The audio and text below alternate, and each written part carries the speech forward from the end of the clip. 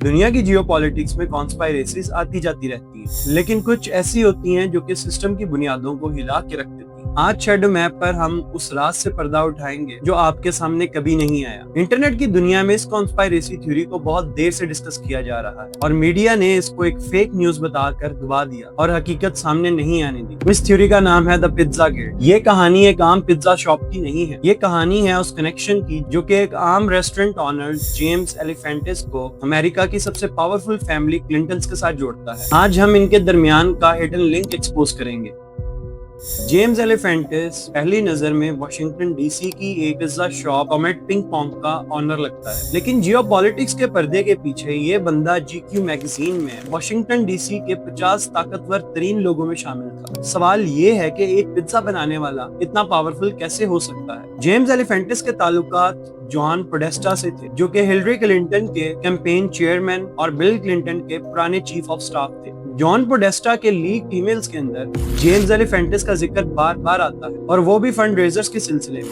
एलिफेंटिस ने क्लिंटन की कैंपेन के लिए लाखों डॉलर जमा किए थे। स्टोरी यहाँ पर आकर मजीद गहरी हो जाती है। जेम्स एलिफेंटिस सिर्फ इनका सपोर्टर नहीं था, ये इनके इनर सर्कल का हिस्सा था। विकीलीक्स के मुताबिक जॉन पोडेस्टा के जॉन से ईमेल लीक हुए, उनमें कई सीक्रेट कोड्स यूज किए गए, जैसे पिज्जा और पास्ता, और ये वर्ड्स बार बार ऐसी जगह पर इस्तेमाल हुए जहाँ पर इनका कोई सेंस या लॉजिक नहीं बनता था। हिलरी क्लिंटन के अपने कैंपेन ईमेल्स के अंदर कॉमेट पिंग पोंग का जिक्र मिलता है। जियोपॉलिटिक्स की दुनिया में जब इतने बड़े लीडर्स एक छोटे से पिज्जा शॉप के ऑनर को इतनी इंपॉर्टेंस देते हैं, तो याद रखिए कि कहानी खाने से बहुत आगे की है। ये एक ऐसे नेटवर्क का हिस्सा था जहाँ पर पैसा, पावर और इन्फ्लुएंस का तबादला होता है। फ्रैंकलिन डी रोजवेल्ट के मुताबिक in politics nothing happens by accident, if it happens you can bet it was planned that way. जब लोगों ने जेम एलिफेंटिस के इंस्टाग्राम को खंगाला तो वहाँ से ओकल्ट की बू आने लगी। वहाँ ऐसी तस्वीरें मिली जहाँ पर बच्चों को अजीब सी पोजीशंस में दिखाया गया था, और ऐसे हैशटैग्स मिले जो कि बहुत ज्यादा डिस्टर्बिंग। कॉमेट पिंग पोंग के लोगों में जो सिंबल्स मिले वो FBI की पीडोफाइल सिंबल्स की लिस्ट से मैच करते थे। जब इंटरनेट पे लोगों ने सवाल उठाए तो जेम्स एलिफेंटिस ने फौरन अपना अकाउंट प्राइवेट कर दिया और क्लिंटन्स की फैमिली उसके डिफेंड को पहुंच गई। क्यों?